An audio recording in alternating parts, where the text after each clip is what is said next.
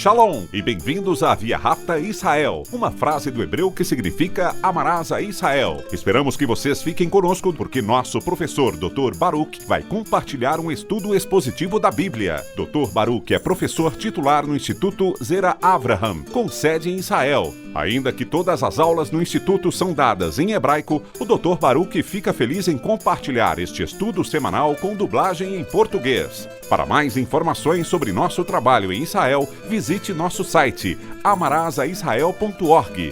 Fiquem agora com o Dr. Baruch e a aula de hoje.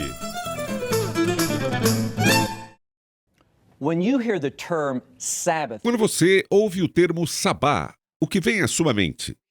Muitas pessoas associam esta palavra a descanso, o que é uma boa resposta. Outras pensam em um dia em que é proibido trabalhar e realizar certas atividades. Mas do ponto de vista de Deus, o sabá está relacionado ao reino. Quando olhamos em Gênesis, vemos que Deus criou o homem no sexto dia. E ao final deste sexto dia foi a última coisa que ele criou. Quando olhamos nas Escrituras, vemos que Deus criou o sétimo dia para que ele tivesse comunhão e intimidade com você e eu, com o ser humano. Quando pensamos no reino, o propósito é o mesmo. Uma das coisas que iremos aprender ao estudar todo o livro do Apocalipse é que Deus compara o reino ao jardim do Éden, mas com uma diferença. No jardim do Éden original, Deus Pai caminhava entre Adão e Hava, Adão e Eva. Mas quando falamos do jardim do Éden nos últimos dias, estamos falando do reino. E uma das formas que o reino era chamado era Jardim do Senhor. Assim, pegue sua Bíblia mais uma vez e acompanhe comigo. Apocalipse capítulo 1. Estamos prontos para o versículo 10. Já mencionamos este versículo na semana passada, mas quero completar nosso estudo sobre ele. Repetindo, Apocalipse capítulo 1, versículo 10. João está falando e diz aqui: achei-me no Espírito no dia do Senhor. Se você me perguntasse qual é o significado da expressão o dia do Senhor, provavelmente pensaria em julgamento.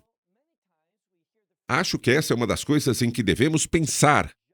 João estava no Espírito e estava vendo os eventos relacionados ao dia do Senhor. Além disso, outro entendimento comum é associar o dia do Senhor ao domingo. Por quê? Pois este é o dia em que nosso Senhor ressuscitou dos mortos. Lembre-se de que falamos sobre ressurreição, que está diretamente ligada ao reino. Essa é uma das coisas que deve estar em nossa mente quando falamos sobre ressurreição. Reino. Assim, poderíamos pensar assim: João estava no Espírito enquanto pensava e recebia a revelação sobre o reino de Deus. Mas outra possibilidade que podemos pensar nisso é com relação ao sabá. Por quê? Porque, biblicamente falando, vemos essa ligação em passagens como, por exemplo, em Lucas capítulo 14. Quando o Messias falava sobre o reino, muitas vezes ele falava justamente no dia de sabá, ou seja, o sabá e o reino caminham juntos. Então, acho que, por muitas razões, nós vemos aqui, não podemos ser dogmáticos porque não sabemos. Eu acho que esse é um dos pontos geniais deste versículo, que diz: achei-me no Espírito no dia do Senhor. Uma das coisas que sabemos sobre o Espírito, se voltarmos ao livro de Gênesis capítulo 1, é que o Espírito trouxe a ordem de Deus. É exatamente isso que esta passagem está tentando fazer em nossa vida. Trazer a ordem de Deus para a nossa vida, para que possamos ter um testemunho coerente, que possamos estar posicionados para os eventos que trarão o reino. Mais uma vez, versículo 10. Achei-me no Espírito no dia do Senhor. E continua. E ouvi uma voz forte, como o som de uma trombeta. Há algumas palavras diferentes na linguagem bíblica para trombeta. Uma trombeta pode anunciar algo, por exemplo, pode ser um chamado para a batalha, ou pode ser um chamado para a adoração. Mas talvez essa referência à trombeta esteja ligada à provisão. Muitos de vocês estão familiarizados com o termo para trombeta em hebraico shofar. Biblicamente falando, o termo shofar até agora tem a ver com aquilo que Deus providencia para que sua vontade seja estabelecida, seja cumprida. Eu creio que é exatamente isso que estamos dizendo aqui. Acho que João está querendo que aqueles que estão lendo este livro entendam que Deus já providenciou o que é necessário para que sejamos fiéis. Deus é fiel a nós e vai garantir que, se nos submetermos a Ele, se o ouvirmos, se caminharmos com Ele, se entendermos as coisas a partir da sua perspectiva, Ele proverá o que precisamos para que possamos agradá-lo plenamente. Versículo 11, ele diz mais uma vez: Eu sou o Alfa e o Ômega, o primeiro e o último. Na semana passada, quando falamos sobre essa frase, pois esta é a segunda vez que aparecem as expressões Alfa e Ômega, o primeiro e o último, nós mencionamos o livro de Isaías, Isaías 44, versículo 6. E isso fazia parte do contexto da redenção. Mas eu quero que você observe outra passagem de Isaías, desta vez no capítulo 48. Isaías, capítulo 48. Aqui encontramos novamente essa mesma frase, mas em um contexto um pouco diferente. Isaías, capítulo 48. Acompanhe comigo, por favor, no versículo 12. Vamos ler o que João diz. Escuta-me, ó Jacó, e Israel, pois você é aquele a quem chamei. Eu sou o mesmo, eu o primeiro, eu também o último, o começo e o fim, ele diz. Agora, se você olhar para o contexto aqui, o que Deus está falando é mais uma vez sobre a sua fidelidade. E aqui está sendo manifestado a Israel que Deus vai tornar verdadeiro seu compromisso da aliança. Quero fazer uma breve pausa e comentar um pouco sobre a expressão compromisso da aliança. O que o Espírito Santo realiza em sua vida e na minha é que ele trabalha para que as promessas da aliança sejam uma realidade em nossa vida. Alguns meses atrás, estudamos o livro de Efésios, capítulo 4. Uma das coisas que vimos do livro de Efésios, em diferentes passagens, é também esse conceito de predestinação. E dissemos que temos que ter cuidado porque esse termo foi, de certa forma, retirado das Escrituras e aplicado de maneira incorreta. No conceito bíblico, predestinação significa que Deus predeterminou que aqueles que estão no Messias serão como o Messias. É isso que ele prometeu. Não tem relação com quem estará nos céus e quem não estará, ou Deus escolhendo uns e não escolhendo outros. Isso não é predestinação bíblica. É isso que alguns teólogos ensinam, mas não é como a Bíblia usa o termo. Então, o que eu quero que você veja aqui é o seguinte: da mesma forma que Deus prometeu ao seu povo que Deus vai cumprir essa promessa, que nós seremos. Bem, vamos voltar ao livro de Gênesis capítulo 1, onde está escrito que Deus nos criou à sua imagem, que é para refletir a Ele, a sua glória, o seu caráter. Não para se tornar Deus, para ser como Deus. E é por meio da obra do Messias que isso se tornará uma realidade na vida de cada crente. Então, aqui, quando ele diz, eu sou o primeiro e o último, o começo e o fim, o alfa e o ômega, João está falando do seguinte: ele está pegando uma passagem que era bem conhecida por Israel em relação à fidelidade de Deus, em relação à sua promessa da aliança com eles. O que ele faz é aplicar esse mesmo conceito, falando isso àqueles que são seguidores do Messias nos últimos dias. Nós podemos esperar, e não seremos decepcionados com a fidelidade de Deus. Olhe novamente, ele diz, eu sou o Alfa e o Ômega, o primeiro e o último. E continua, o que você vê, escreva neste livro e envie para as congregações que estão na Ásia.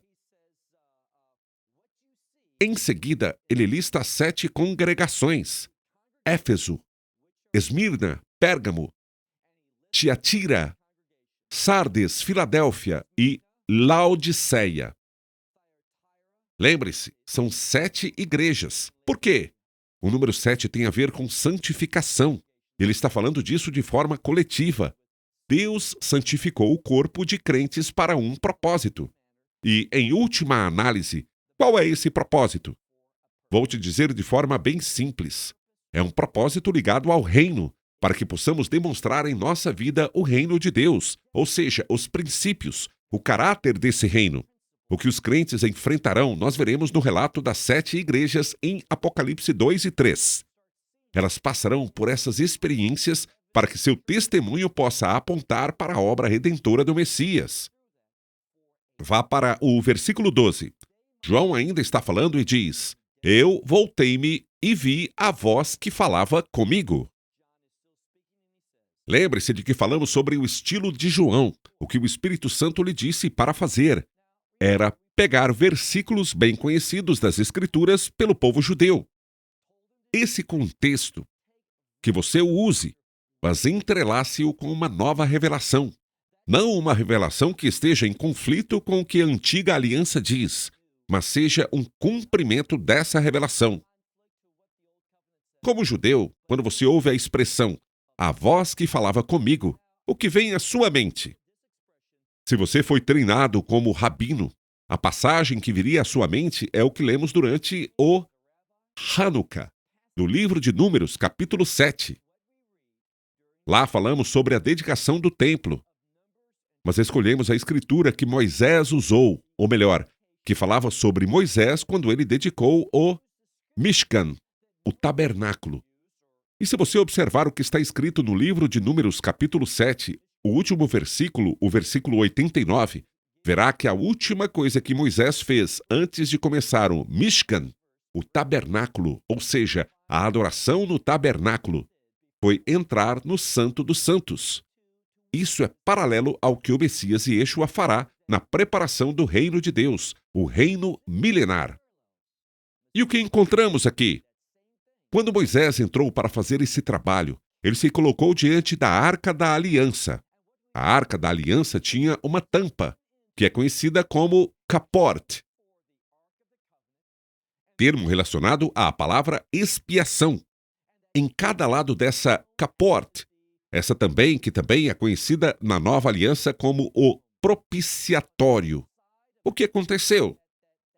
Ele ouviu a voz de Deus falando com ele entre os dois querubins, que estavam sobre o assento da Arca da Aliança.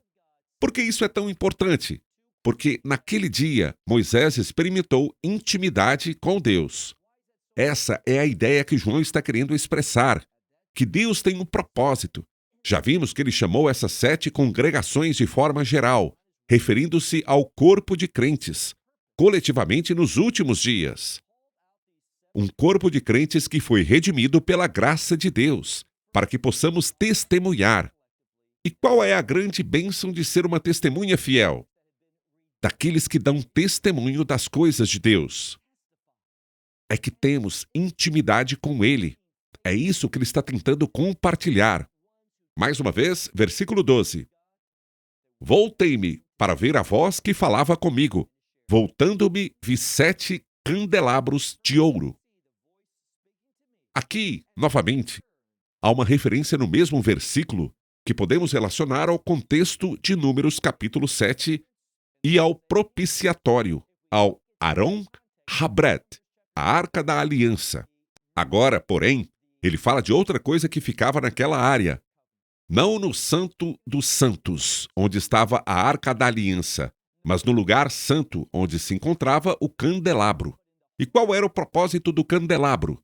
O propósito do candelabro era testemunhar que Deus está conosco. De acordo com a tradição judaica, embora o candelabro não fosse um recipiente muito grande, provavelmente na minha altura, o que vemos é o seguinte.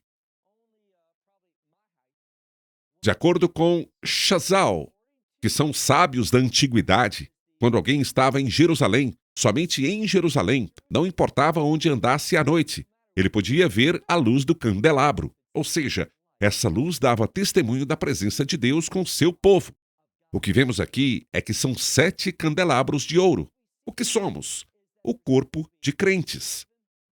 Essas 7 congregações, como veremos de maneira clara quando terminamos o capítulo 1, essas 7 igrejas devem viver, se comportar e agir de maneira que as pessoas percebam a presença de Shekinah, Tashem, a própria presença permanente de Deus em nossa vida, para que elas possam desejar essa mesma realidade. Assim, ele diz: Voltei-me para ver. Eu vi e ouvi a voz que falava comigo.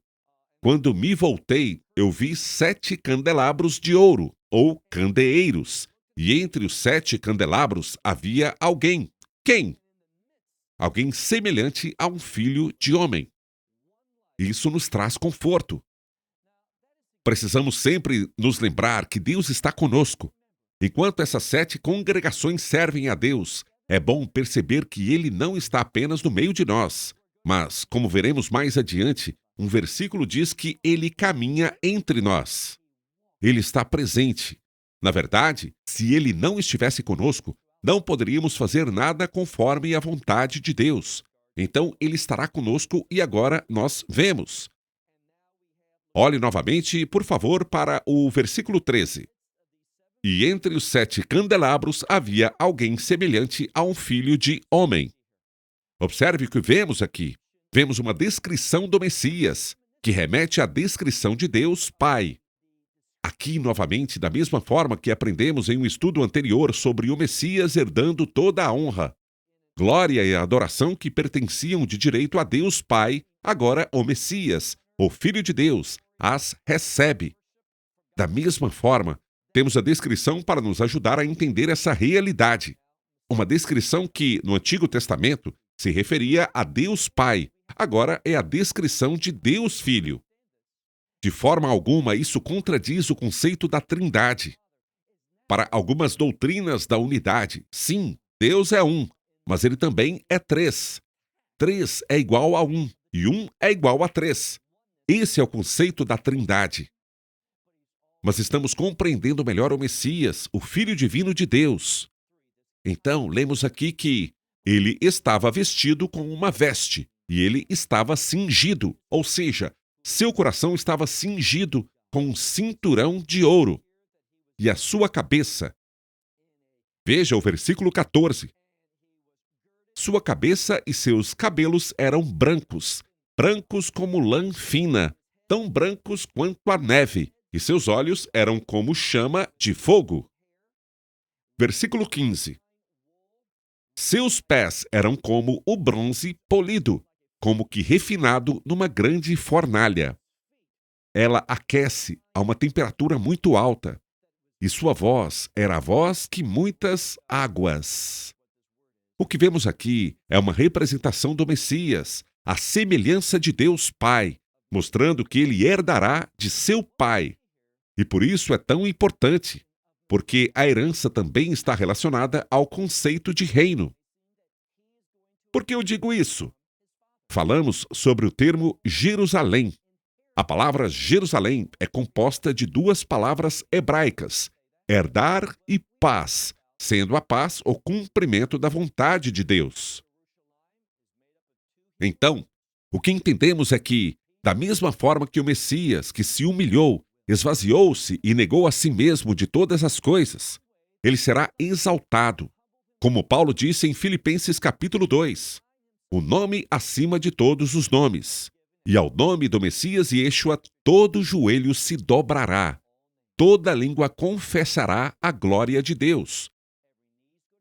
Tudo isso fará parte dessa transição que acontecerá quando o reino de Deus for estabelecido. Por isso, cada pessoa vai reconhecer isso. Deixe-me te dizer uma coisa. Se você reconhecer que Ele é o Senhor dos senhores e o Rei dos reis nesta vida, isso lhe trará uma grande herança no reino de Deus. Se você não fizer essa profissão, você terá de fazê-la diante do grande trono branco no julgamento para a sua condenação. Você vai reconhecer quem é o Messias, e se não fizer isso nesta vida, também vai reconhecer o resultado de tal rebeldia. Agora, versículo 15. Seus pés eram como o bronze polido, como que queimado ou refinado numa grande fornalha, e sua voz era a voz de muitas águas. Agora, versículo 16. Então, aconteceu que ele tinha na sua mão direita essas 7 estrelas. Antes de concluirmos, veremos que há 7 estrelas e também 7 candeeiros e como eles trabalham juntos. Repetindo, versículo 16. Foi dado a ele, ou aconteceu que ele. É o que está escrito literalmente. ele tinha na sua mão direita essas 7 estrelas, e da sua boca saía uma espada afiada de 2 gumes. Essa espada de 2 gumes, veremos mais tarde, que é uma arma poderosa, mas também tem o propósito de separar. Lembre-se da passagem que fala sobre isso quando o Messias vier. Ele vai separar os bodes das ovelhas. Essa separação é um conceito muito importante em relação ao reino. Se voltarmos ao livro de Gênesis, por exemplo, sabemos de uma coisa. A primeira coisa que Deus criou foi a luz, e o Messias é chamado de luz do mundo. E o que essa luz fez? Bem, literalmente em hebraico diz levar hidel. Fez uma distinção entre luz e escuridão. E somos chamados a ser filhos da luz. Então, vemos muitos desses mesmos princípios aqui em relação à separação e à determinação do que é de Deus e do que não é de Deus. Ao final diz, e sua face, olhe novamente no versículo 16, sua face era como o sol quando brilha em todo o seu fulgor. Versículo 17, e quando eu o vi, caí a seus pés como morto. Então ele me tocou com sua mão direita e disse, eu adoro essa parte, não tenha medo. Esse livro todo, preste atenção a esta importante verdade. Este livro é sobre o quê? É sobre o fruto da redenção. Que resposta podemos dar a esta pergunta? O fruto da redenção, em uma palavra, é o reino. Mas há outro aspecto importante da redenção, a intimidade que ocorre entre o homem e Deus. Então João, ele viu a identidade do Messias. Fico me perguntando, quantos de nós, se disséssemos que o Messias vai voltar hoje? Provavelmente a maioria dos crentes correria e imaginaria algo assim. Eles o veriam e gostariam de abraçá-lo, fariam festa com ele, o aplaudiriam e ficariam muito felizes em vê-lo. Mas precisamos ter um entendimento correto do Messias. Quando João ouviu, falo aqui do Messias ressuscitado, o Senhor dos Senhores, o Rei dos Reis, aquele que manifestou a santidade de Deus Todo-Poderoso, o que ele fez? Caiu diante dele como morto. João era crente, e isso apenas enfatiza quem é o Messias. Nós devemos ter um Yahashama, saudável, ou seja, o temor de Deus. Então João diz, eu caí a seus pés como morto. Então ele me tocou com sua mão direita e disse, não tenha medo, pois... E mais uma vez, o que está escrito ali, eu sou o primeiro e o último. Lembre-se do que aprendemos sobre isso.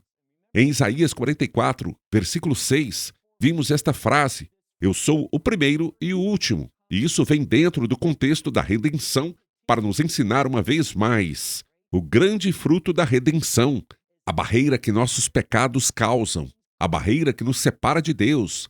Ela foi removida pelo sangue do Messias. Agora podemos desfrutar de comunhão com ele. Ele diz, eu sou o primeiro e o último, sou aquele que vive. O que isso nos diz? Que ele veio a este mundo para nos dar vida. Novamente, o conceito é este. Passemos ao versículo 18, que diz, estive morto, mas agora estou vivo. E completa, para todo o sempre. O para todo o sempre está relacionado ao reino. O que ele está dizendo aqui é, eu dei a minha vida, mas ressuscitei. Eu conquistei a vitória para vocês. E agora que você pode ter essa vitória, como você a definiria? Nesse contexto, significa intimidade com Deus. Essa é a principal descrição do reino. Quando chegarmos ao capítulo 20 de Apocalipse, a grande proclamação será, o tabernáculo de Deus está com os homens. Não que haja um templo, mas que Deus seja a morada de Deus. É isso que a palavra tabernáculo simplesmente significa. Uma morada onde ele habitará conosco. Não em um prédio, mas de forma íntima conosco. Portanto, mais uma vez, versículo 18. Eu estive morto, mas agora estou vivo. E continua. Amém. Acredite, pois em minhas mãos estão as chaves para a vida e a morte. Em outras palavras, que ele é capaz de fazer o quê? Ele tem essa capacidade. É a sua autoridade, e somente pela sua autoridade. Por que digo isso? Porque a Escritura diz que todos os assuntos de julgamento foram entregues ao Filho. Então, é Ele quem vai abrir os portões do inferno. É disso que se fala aqui, Sheol e morte. E é por Ele que alguns serão lançados ali. Da mesma forma, é por Ele que outros serão salvos dali. Depois, lemos o versículo 19. Agora escreva essas coisas que você viu, e continua, as que foram feitas agora e as que serão no futuro. No versículo 20, ele diz, pois este é o mistério das 7 estrelas, ele diz, que você viu em minha mão, e dos 7 candelabros de ouro, as 7 estrelas, ele diz. Elas são os reis dessas 7 igrejas, e os 7 candelabros que ele disse que você viu. Eles são as 7 igrejas. Agora, o que veremos conforme avançarmos para os capítulos 2 e 3 é o relacionamento, como a revelação de Deus é dada a essas estrelas. E essas estrelas recebem a revelação para compartilhá-la. Com o quê? Com os candelabros de ouro. Por quê?